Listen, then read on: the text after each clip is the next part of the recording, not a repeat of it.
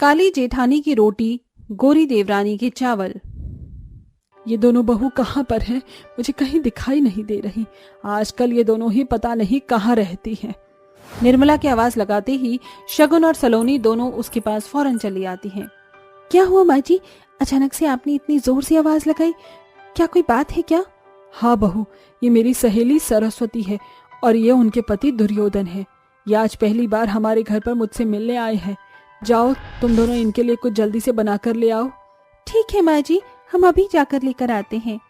वो दोनों सरस्वती और दुर्योधन के पैर छूकर रसोई में पहुंच जाती हैं। जिसके बाद एक तरफ काली देवरानी रोटी सब्जी बनाती है तो दूसरी तरफ चावल की बिरयानी बनाती है और खाना तैयार होती वो खाने की टेबल पर सरस्वती और दुर्योधन को खाना परोसते हैं।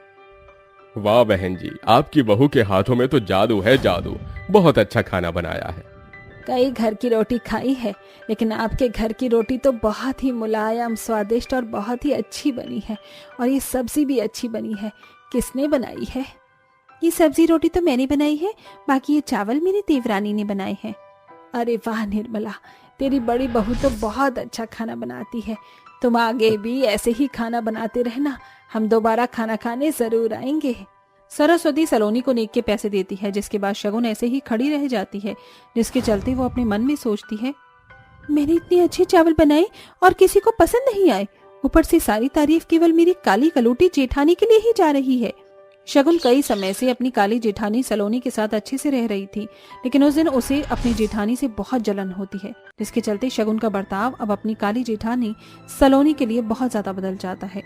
अब वो अपनी जेठानी के अच्छे बने हुए कामों को बिगाड़ने लगती है। जैसे एक दिन उसकी जेठानी रोटियां बनाकर रखती है। सब लोग खाना खाने के लिए आते ही होंगे, इतने में जाकर टेबल की सफाई कर लेती हूँ। इधर सलोनी टेबल की सफाई करती है, उसे सेट करने में लग जाती है। उधर शगुन रसोई में आती है और उसकी बनाई हुई सारी रोटियां गैस पर रखकर जला देती है। अब देखती हूँ मैं भी कितनी तारीफ उठाएगी ये मेरी जेठानी मेरे ससुराल में। ऐसा करके शगुन वहां से गायब हो जाती है। उसके जाने के बाद रसोई में सलोनी आती है और जली हुई रोटियां देखकर हैरान रह जाती है। अरे ये क्या, मैंने अभी तो इतनी साफ सुंदर रोटियां बनाकर यहाँ रखी थी, अचानक से ये काली जली पीली कैसे हो गई? सलोनी को कुछ समझ नहीं आ रहा होता और बाहर उसकी सास, पति और देवर खाने की टेबल पर आकर बैठ जाते हैं। अरे सलोनी, जल्दी से खाना ले आओ। हाँ भाभी, बहुत जोरों से भूख लगी है। सलोनी जली हुई रोटियां जब सभी के सामने लेकर आती है तो सब उससे कहते हैं, हे भगवान, बहू ये कैसी रोटियां बनाई है? ऐसे काली पीली रोटियां जली हुई हम लोग कैसे खाएंगे? माँ जी, मैंने तो साफ सुथरी रोटियां ही बनाई थी, लेकिन ये इतनी जल कैसे गई मुझे समझ ही नहीं आ रहा। अरे काम खुद ने बिगाड़ा और तुम्हें ही नहीं पता, अब तुम्हें कोई क्या ही बोले। तभी वहाँ पर शगुन आती है। जेठ जी जेठानी जी को कुछ मत कहिए, क्या पता उनका आजकल कहाँ ध्यान हो। वैसे मैंने ये चावल बनाए हैं, अगर आप लोग खाना चाहती हो तो खा लो। शगुन इस तरह सबको अपने हाथों के बने हुए चावल खिला देती है और उनके मुंह से अपनी खूब तारीफ सुनती है। इसके बाद वो बहुत खुश होती है। ऐसे ही कुछ वक्त बीतता है और अब शगुन हर एक काम सलोनी का बिगाड़ती है और बाद में उस काम को अच्छे से करके खुद तारीफ सुनती है। इसी दौरान दोनों देवरानी जेठानी गर्भवती हो जाती हैं, जिसमें उनके साथ निर्मला उनका बहुत अच्छा ध्यान रखती है। तुम दोनों को अपनी सेहत का ख्याल अच्छे से रखना होगा, ताकि आने वाले जो बच्चा हो वो स्वस्थ और सुंदर हो। देखते ही देखते पूरे 9 महीने बीत जाते हैं और दोनों बहू को बच्चे हो जाते हैं। काली जेठानी को काला बेटा होता है तो वहीं गोरी देवरानी को गोरा बेटा होता है। जब वो दोनों बड़े हो जाते हैं तो वो दोनों अपने बच्चों को स्कूल में डाल देते हैं, लेकिन शगुन की नफरत अब बहुत ज्यादा बढ़ चुकी थी, जिसके चलते वो अपनी जेठानी से बात करना तक छोड़ देती है। एक दिन निर्मला अपनी दोनों बहुओं से कहती है, अब हमारे बच्चे अगली कक्षाओं में पहुंच गए हैं और उनके लिए अब नई स्कूल यूनिफॉर्म लेकर आनी होगी। आज तुम दोनों मेरे साथ बाजार चलना, अपने अपने बच्चों को लेकर। निर्मला के कहने पर उसकी दोनों बहू उसके साथ बाजार में पहुंच जाती हैं। बाजार में घूमते घूमते निर्मला को साड़ी की एक दुकान दिखाई देती है। वैसे तो मैं यहाँ इन दोनों बच्चों की स्कूल यूनिफॉर्म लेने आई थी, लेकिन सोच रही हूँ अपने लिए एक साड़ी ही लेकर चलूँ। चलो बहू, अंदर चलकर साड़ी देखते हैं। निर्मला साड़ी की दुकान में चली जाती है, जहाँ दोनों बहू अपनी अपनी पसंद की साड़ियाँ निर्मला को दिखाती हैं। माँ जी जरा देखिए, ये साड़ी बहुत प्यारी लग रही है, इसका काला रंग आपके ऊपर बहुत प्यारा लगेगा। अरे माँ जी, ऐसे रंग तो पहनते ही नहीं हैं आप। माँ जी देखो, मैंने आपके लिए नारंगी रंग देखा है, आपको ऐसे रंग बहुत पसंद है ना? इस साड़ी का कपड़ा भी बहुत प्यारा है, जब आप इसको पहनोगी तो बहुत प्यारी लगोगी। निर्मला को काली साड़ी बिल्कुल पसंद नहीं आई, जिसके चलते वो सलोनी की साड़ी पसंद कर लेती है, उसे ही खरीद लेती है और उसी की साड़ी की तारीफ भी करती है। ये देख शगुन को और जलन होती है। हर बार की तरह इस बार भी इस काली कलोटी की ही पसंद की साड़ी ली है। मेरे को तो जैसे माँ जी कुछ समझती ही नहीं है। इधर शगुन अपनी काली जेठानी से जल रही होती है तो वहीं सलोनी और निर्मल और भी साड़ियां देखने लगते हैं। तभी शगुन का बेटा विनय उससे कहता है, मुझे खाने को कुछ दो ना, मुझे बहुत जोरों से भूख लगी है। माँ, मुझे आइसक्रीम खिला दो ना। जब देखो कुछ न कुछ खिला दो, ये और वो। तुम लोगों का तो मुझे कुछ समझ ही नहीं आता। कहाँ से खिलाऊं? कुछ नहीं है खाने के लिए, चुपचाप यहाँ खड़े रहो, नहीं तो मैं तुम्हारी पिटाई कर दूंगी। शगुन अपने बेटे को डांटने के बाद अपनी काली जेठानी और अपनी सास को घूरती रहती है। तो वहीं दूसरी तरफ उसके 10 साल के बेटे को एक आदमी बहला फुसला कर अपने साथ ले जाने लगता है। कुछ ही देर में जैसे ही शगुन का ध्यान अपने बेटे की तरफ जाता है तो उसे उसका बेटा दिखाई नहीं देता। मेरा बेटा कहाँ है? विनय, विनय कहाँ हो? विनय, अरे अपनी माँ को ऐसे क्यों परेशान कर रही हो? विनय, कहाँ हो बेटा? विनय के नाम मिलने पर शगुन रोने लगती है। उसकी आवाज सुनकर निर्मला और सलोनी भागते हुए उसके पास आते हैं और पूछते हैं, क्या हुआ? क्यों इस तरह चिल्ला रही हो और ये क्यों रो रही हो तुम? दीदी, मेरा बेटा कहीं नहीं मिल रहा, अभी तो यही खड़ा था, पता नहीं कहाँ चला गया मेरा बेटा, ढूंढ दो दीदी। तुम चिंता मत करो, तुम्हारा बेटा अभी मिल जाएगा, मैं ढूंढती हूँ, रुको, तुम हौसला रखो। सलोनी की नजर एक आदमी पर पड़ती है जो रोड की तरफ से विनय का हाथ पकड़कर उसे ले जा रहा होता है। इसी के चलते अपने बेटे रुद्राक्ष को शगुन के हाथों में थमाती है वो और कहती है, तुम मेरे बेटे का ध्यान रखना, मैं तुम्हारे बेटे को बचा कर लाती हूँ। सलोनी ऐसा कहकर अपने बेटे की जिम्मेदारी अपनी देवरानी पर सौंपती है और भागते हुए रोड की तरफ जाती है, जहाँ पर एक आदमी शगुन के बेटे को लेकर जा रहा होता है। रोड पर कई सारी गाड़ियाँ चल रही होती हैं। अपनी जान की परवाह किए बगैर ही सलोनी उन गाड़ियों के बीच से गुजरते हुए उस आदमी के पास पहुंच जाती है और उसे दबोच लेती है, जिसके बाद वो फौरन पुलिस को कॉल करती है। जैसे ही वहां पुलिस आती है वो बच्चा चोर आदमी को पकड़कर अपने साथ ले जाती है और सलोनी विनय को अपनी गोद में उठाकर अपनी देवरानी के पास ले आती है। ये लो देवरानी जी, तुम्हारा बच्चा बिल्कुल सही सलामत है। अपनी बच्ची को सही सलामत देख शगुन की आंखों में आंसू आ जाते हैं और वो अपनी जेठानी को गले से लगा लेती है, जिसके बाद वो अपनी गलतियों का पछतावा करते हुए कहती है, इतने समय तक मैंने तुम्हारे साथ बहुत बुरा किया जेठानी जी, जो कि मुझे नहीं करना चाहिए था, फिर भी आपने मेरी मदद की, कभी कोई गिला शिकवा नहीं किया। अपनी छोटी बहन समझकर मुझे माफ कर देना जेठानी जी। मुझे तुमसे कोई नाराजगी नहीं है और फिर मैं तो शुरू से ही तुम्हें अपनी छोटी बहन ही समझती हूँ। निर्मला अपनी दोनों बहू के बीच का प्यार देखकर बहुत खुश होती है, जिसके बाद वो उन्हें वहां से अपनी पसंद की साड़ियां भी दिलवाती है और बच्चों की स्कूल यूनिफॉर्म भी ले लेती है। घर पर आने के बाद वो एक साथ बहुत समय बाद रोटी चावल बनाते हैं और एक साथ बैठकर पूरा परिवार खाना खाता है, जिसके बाद वो सब खुशी खुशी रहने लगते हैं। काली बहू और गोरी बेटी की पहली दिवाली।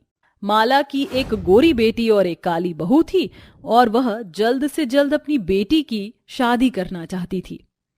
लड़का तो मिल गया है, बस अच्छा सा मुहूर्त देखकर मेरी बेटी की शादी के लिए कोई अच्छी तारीख निकलवा दीजिए।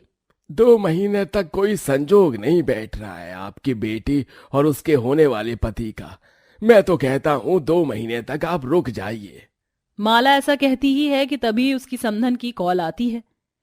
बहन जी, मैंने अपने पंडित से मुहूर्त के साथ साथ दिन और तारीख भी निकलवा ही ली है, अब आप शादी की तैयारी कर लो, 1 हफ्ते बाद का ही मुहूर्त निकला है। ये सुनकर एक तरफ माला बहुत खुश भी होती है तो दूसरी तरफ उसे बहुत जल्दी अपनी बेटी की शादी की तैयारी करनी होती है। वो 1 हफ्ते से पहले जैसे तैसे करके अपनी बेटी की शादी की तैयारी करती है और उसकी शादी करके वो उसे विदा करती है। राधिका बेटा, अपने ससुराल में जाकर सभी जिम्मेदारियों को समझना। जाओ बेटा, अपने ससुराल में खुशी खुशी रहना।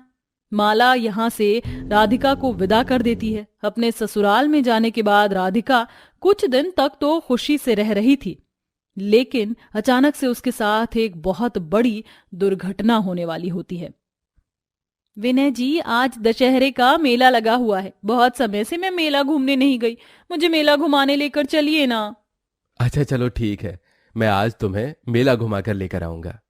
राधिका बहुत खुशी से मेला देखने विनय के साथ पहुंच जाती है, लेकिन मेले में झूला झूलते हुए विनय के साथ एक दुर्घटना हो जाती है और उसी समय उसकी मृत्यु हो जाती है। राधिका के पैरों तले जमीन खिसक जाती है और वो ये नजारा देख ही नहीं पाती और वहीं बेहोश हो जाती है। वहां के कुछ लोग उन्हें अस्पताल पहुंचाते हैं। ये क्या हो गया? जिस बात का मुझे डर था वही हो गया। मैंने सोचा भी नहीं था कि जो घटना किसी और के साथ घटनी थी वो मेरे बेटे के साथ ही घट गई। भगवान, ये अच्छा नहीं हुआ। विनय की जिंदगी में मांगलिक दोष था और इसे हटाए बिना ही सविता ने उसकी शादी राधिका से करवा दी थी। सविता को लगा था कि उसकी पहली शादी में जो नुकसान होगा उसकी बहू को ही होगा, लेकिन इसी दौरान उसका बेटा भगवान को प्यारा हो गया था, जिसके बाद उसने अपनी बहू राधिका को घर से हमेशा के लिए निकाल दिया था। जा, चली जा यहां से, मैं अब तुझे इस घर के अंदर नहीं रख सकती। सविता ऐसा कहकर अपने घर के दरवाजे बंद कर देती है, जिसके बाद बेचारी राधिका अपना सामान उठाकर अपनी माँ के घर पहुंच जाती है और उन्हें गले से लगाकर फूट फूट कर रोने लगती है। मेरा क्या कसूर था माँ? मुझसे मेरी जिंदगी छिन गई, सब कुछ बर्बाद हो गया माँ। कोई बात नहीं बेटी, जिंदगी अभी खत्म नहीं हुई है, तेरी माँ तेरे साथ है। माला ऐसा कहकर अपनी बेटी को हौसला देती है, जिसके बाद राधिका अपनी माँ के घर में ही रहने लगती है। ऐसे ही कुछ ही दिनों में राधिका अपनी माँ के घर रहते रहते अपनी भाभी के ऊपर हुक्म चलाने लगती है। सामान इधर से उधर क्यों पड़ा है? घर में कोई साफ सफाई नहीं रखती हो, जैसी खुद काली पीली हो वैसे ही घर को भी बिखेर कर रखती हो। नंद जी, आप ऐसा क्यों बोल रही हो? मैंने सारे काम किए थे, लेकिन दिन भर में सब लोग यहाँ से वहां सामान उठाते रहते हैं, इसलिए घर फैल रहा है। बहाने बनाना तो कोई तुमसे सीखे। मेरी बात सुनो, अब दशहरा चला गया, अब दिवाली आने वाली है, इसलिए दिवाली की साफ सफाई अच्छे से करनी है। ये देख रही हो ना कितने जाले लगे हैं इस घर के अंदर। चलो बड़ी वाली झाड़ू उठाकर ले आओ और ये सब साफ करना शुरू करो। दिवाली की सफाई के चलते राधिका अपनी भाभी से बहुत काम करवाती है और वहीं आयशा राधिका की सारी बातें चुपचाप मानती है। इतना सारा काम करके मेरी कमर दुख गई है, मैं थोड़ी देर आराम करने चली जाती हूँ। आयशा अपने कमरे में आराम करने जा रही होती है। वहीं जैसे ही माला घर में आती है, उसकी बेटी राधिका उसे दिखाने के लिए घर के काम करने लगती है। राधिका, तुम काम क्यों कर रही हो? तुम्हारी भाभी कहाँ है? आयशा, आयशा, कहाँ हो तुम? जल्दी से यहाँ पर आओ। माला की आवाज लगाने पर आयशा अपने कमरे से फौरन उसके पास आ जाती है। ये सब क्या हो रहा है? क्या मेरी बेटी इस घर में इसलिए रह रही है कि तुम उसे नौकरानी बनाकर रखो? नहीं माँ जी, आप ये क्या बोल रही हो? मैं तो बस अभी ही। बस करो ना माँ, क्यों भाभी को डांट रही हो? मत डांटो माँ, अगर मैं थोड़े काम कर भी लूंगी तो क्या चला जाएगा। राधिका ऐसा बोलकर अपनी माँ की नजरों में महान बन जाती है, तो वहीं माला बेचारी आयशा को बहुत डांटती है। तेरा रंग काला है, वैसे ही तेरा दिल भी काला है। अरे दिवाली आ रही है, तुम्हें पता है ना, राम जी कितना बड़ा युद्ध लड़कर आए थे और उन्होंने अपने शत्रुओं को भी माफ कर दिया था और फिर सबके साथ एक नई शुरुआत की थी, और तुम तो अपनी नंद से इतना बैर कर रही हो। माँ, ये तो मेरी मजबूरी है। खैर कोई बात नहीं, आप रहने दीजिए, भाभी को कुछ मत बोलिए। चल राधिका, तू मेरे कमरे में चल, तुझे कोई काम करने की जरूरत नहीं है। आखिर तू मेरी बेटी है, ये खुद इस घर के सारे काम करेगी। और हाँ, दिवाली को आने में सिर्फ 2 दिन बाकी है। मैं चाहती हूँ कि घर का एक भी काम पेंडिंग ना रहे। माला ऐसा कहकर अपनी बेटी को अपने कमरे में ले जाती है, जहां पर राधिका अपनी माँ से और भी ज्यादा चुगलियां करती है। ये सब क्या चल रहा है? मुझे तो कुछ समझ नहीं आ रहा। मैंने तो पहले ही घर के इतने सारे काम किए थे, फिर मेरी नंद मेरे साथ ऐसा क्यों कर रही हैं? आखिर वो क्या चाहती हैं? यहाँ आयशा ऐसा खुद से कह रही थी कि वहीं राधिका अपनी माँ से बात करते हुए अपने मन में सोचती है, दिवाली आने से पहले मैं इस काली कलूटी को इस घर से ही निकाल दूंगी। उसके बाद इस घर में मेरे भाई का और मेरा ही हिस्सा होगा और किसी का नहीं। राधिका के मन में घर को लेकर विचार चल रहे थे। ऐसे ही 2 दिन बाद दिवाली का त्योहार आ जाता है, जिसमें आयशा घर की अच्छे से साफ सफाई करके मंदिर में पूजा करके घर के चारों तरफ रंगोली बनाती है। इतना कुछ करने के बाद वो सभी के लिए खाने में बढ़िया बढ़िया पकवान भी बनाती है, जो देखकर राधिका अपने मन में सोचती है, बहुत मेहनत की है इसने, लेकिन आज इसकी मेहनत मैं पानी में मिला दूंगी। आयशा के यहाँ वहां होते ही राधिका उसके बनाए हुए सभी खाने में बहुत सारा नमक और मिर्च डाल देती है और जब सभी लोग दिवाली की पूजा के बाद खाना खाने बैठते हैं तो खाने का एक निवाला खाते ही राधिका जोर जोर से चिल्लाने लगती है। हे भगवान, मर गई इतनी मिर्ची नमक डालकर। अरे भाभी, क्या मारना चाहती हो हम पूरे परिवार को? ये सब क्या है? क्या तुमने पहले कभी खाना नहीं बनाया? इतनी मिर्च और नमक कौन डालता है खाने में? तुमने तो मेरी पहली दिवाली ही खराब कर दी।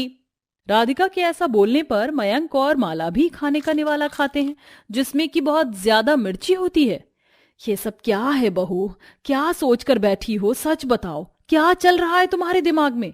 क्या तुम हम लोगों से खुश नहीं हो? भगवान से डरो आयशा, जो लोग अच्छे लोगों के साथ बुरा करते हैं उनके साथ कभी अच्छा नहीं होता।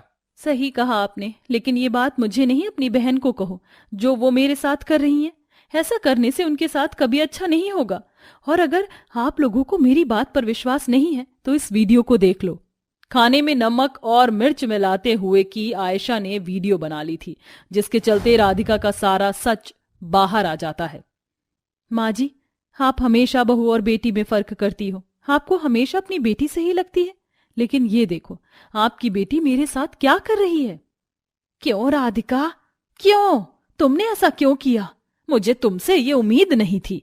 राधिका को अपनी गलती का एहसास होता है। वो माफी मांगते हुए कहती है, मैंने सोचा था कि इस दिवाली पर मैं भाभी को इस घर से निकलवा दूंगी ताकि मुझे इस घर का आधा हिस्सा मिल जाए, लेकिन मैंने गलत सोचा। मुझे इनके साथ ऐसा नहीं करना चाहिए था।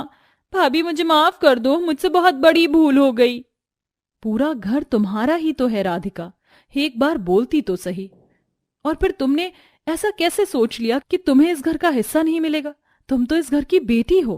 कभी भी फिर दोबारा ऐसा मत सोचना, और तुम्हें माफी मांगने की कोई जरूरत नहीं है। आयशा ऐसा कहकर राधिका को माफ कर देती है, जिसके बाद सभी अच्छे से दिवाली का फेस्टिवल मनाते हैं, बम पटाखे फोड़ते हैं और सारी बुराइयां मिटाकर एक साथ खुशी खुशी रहने लगते हैं।